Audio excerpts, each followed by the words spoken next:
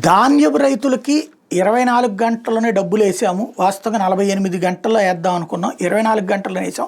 ఆంధ్రప్రదేశ్ చరిత్రలోనే ఎప్పుడూ లేదంటూ ఏదైతే నాదెళ్ల మనోహర్ గారు సివిల్ సప్లైస్ మినిస్టర్ అనేక సార్లు మీటింగులు పెట్టి మరీ చెప్పారు. తీరా చూస్తే ధాన్యం రైతుకి దగా రొక్కం లేదు దుఃఖమే అంటూ సాక్షి ఒక వార్తతో పాటుగా నిన్న జరిగినటువంటి యాజిటేషన్ని హైలైట్ చేసుకొచ్చింది. ఏదైతే మా డబ్బులు మాకు ఇవ్వండి అని ఉద్యమం చేస్తున్నట్టు రైతులకు సంబంధించి పొలం పనుల సీజన్ మొదలైంది. కూలీలతో కలిసి కోలాహలంగా పంట చేలో తిరగాల్సిన రైతన్న కాడీ మేడి వదిలేసి కుమిలిపోతున్నాడు. విత్తనాలు, ఎరువులు, పురుగు మందులు లాంటి వాటి కోసం పెట్టుబడి సాయం అందించి అందుకోవడం దేవుడెరుగు. తన కష్టార్జితాన్ని సైతం ఈ ప్రభుత్వం పొట్టన పెట్టుకుందని రగిలిపోతున్నాడు. ధాన్యం రైతులకు 24 గంటలు చెల్లిస్తా ఉన్న డబ్బులకి 2 నెలలుగా దిక్కు లేకుండా పోయిందని, దళారీల పాలు చేసి దగా చేసిందని ఆక్రోశిస్తున్నాడు. పెట్టుబడి ఖర్చులకు డబ్బులు లేక బ్యాంకు రుణాలు పుట్టక అన్నదాతలు తీవ్ర అగచాట్లు ఎదుర్కొన్నారు.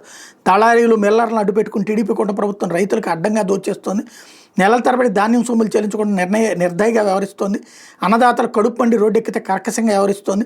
కష్టపడి పండించిన పంటకు మద్దతు ధర దక్కకపోగా వచ్చిన ధరనైనా చెల్లించకుండా వేధిస్తోంది. ఇప్పటివరకు రబీలో 2 లక్షల మంది రైతుల నుంచి 19.84 లక్షల టన్నుల ధాన్యాన్ని సేకరించగా చిరుధాన్యాల బకాయిలతో కలిపి దాదాపు 1250 కోట్ల మేర చెల్లింపులు చేయాల్సి ఉంది.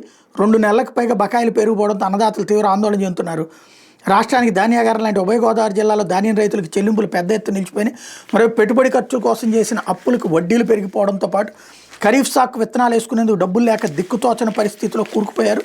2వ ఏడాది అన్నదాత సుఖీభావ ఇంతవరకు అందకపోవడంతో సాగు కాడి మొయ్యలేకపోతున్నారు అంటూ కేంద్ర ప్రభుత్వం 75 కిలోల బస్తా ధాన్యం సాధారణ రకానికి 1725, ఏ గ్రేడ్కి 1740 రూపాయలు చొప్పున గిట్టుబాటు ధర నిర్ణయించింది. కానీ టీడీపీ కూటమి ప్రభుత్వం తేమ శాతం ధాన్యం బాగాలేదనే సాకుతో రైతులు నిలువు దోపిడీకి గురి చేసింది.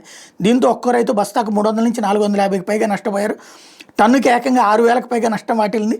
ఇక ప్రభుత్వం చేపట్టాల్సిన ధాన్యం కొనుగోలు ప్రక్రియ పూర్తిగా దళాలు, ప్రైవేట్ వ్యక్తుల చేతుల్లోకి వెళ్ళిపోయింది అన్నటువంటి స్టోరీని హైలైట్ చేసింది. అదే సందర్భంలో ఏదైతే విజయవాడ పౌర సరఫరాల శాఖ కార్యాలయం దగ్గర కౌలు రైతుల సంఘం ధర్నాని కూడా ఇక్కడ హైలైట్ చేసుకొచ్చింది.